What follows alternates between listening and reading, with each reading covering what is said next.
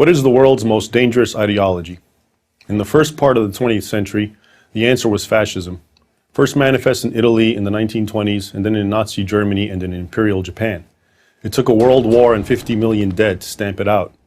In the second half of the 20th century, the answer was communism.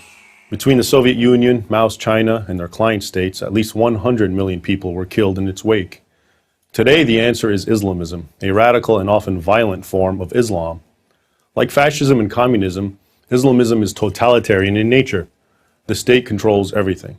Also, like fascism and communism, Islamism is inherently expansionist. It always seeks to get bigger, cross borders, and bring as many peoples as possible under its control.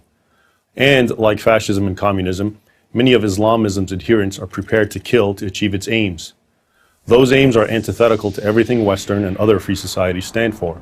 Free speech, free enterprise, freedom to practice or not to practice any religion, freedom of assembly, a free press, and, of course, fundamental human and civil rights for all their citizens.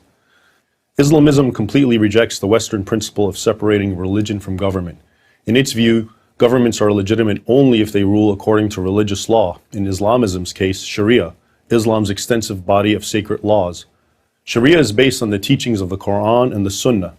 The Quran is believed to be the literal words of Allah as revealed to his prophet Muhammad in the 7th century, and the Sunnah consists of the words and deeds attributed to Muhammad. Islamists interpret Sharia to hold that anyone born Muslim must remain Muslim and face execution if they convert to any other religion, that adulterers must be stoned to death, that anyone who insults Islam or Muhammad must either be severely whipped or executed, and that thieves should have a limb cut off. In addition, Islamists condone polygamy and child marriage.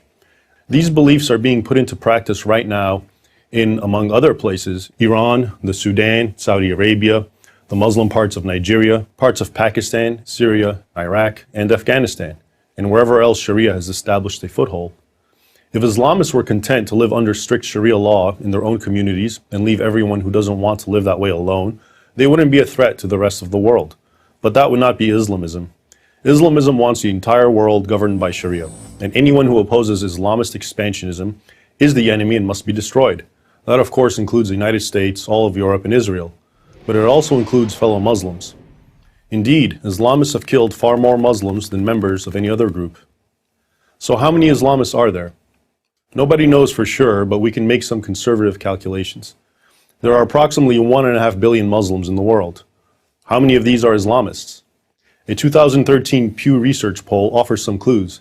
86% of Muslims in Pakistan, 80% in Egypt, and 65% in Jordan support the stoning of adulterers. 79% in Afghanistan, 62% of Palestinians, and 58% in Malaysia, considered a moderate Muslim country, support the death penalty for Muslims who convert from Islam. If only 10% of the world's Muslims are Islamists, and the percentage is likely higher, that's 150 million people.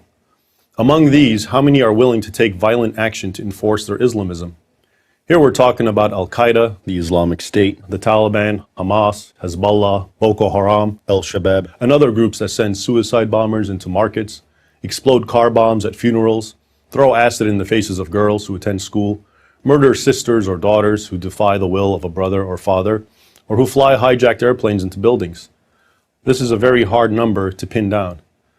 So let's again be cautious and say the figure is only 2% of that 150 million. That's still 3 million people, 3 million potential terrorists organized by a common ideology and supported by many more. The good news is that hundreds of millions of Muslims are not radical Islamists. Just to cite one example, the Islamist Muslim Brotherhood governed Egypt for 1 year in 2012. But enough Egyptians were so outraged by the Brotherhood's harsh imposition of Sharia law that they staged perhaps the largest demonstrations in human history against the Muslim Brotherhood and brought that government down. Since the beginning of the 20th century, every generation has been confronted with a lethal threat to freedom and fundamental human rights. Free people defeated the last two totalitarian threats, fascism and communism. If we want to preserve freedom, we, non-Muslims and Muslims alike, will have to defeat the threat of our time, Islamism. I'm ابراهیم, author of the Al-Qaeda Reader for Prager University.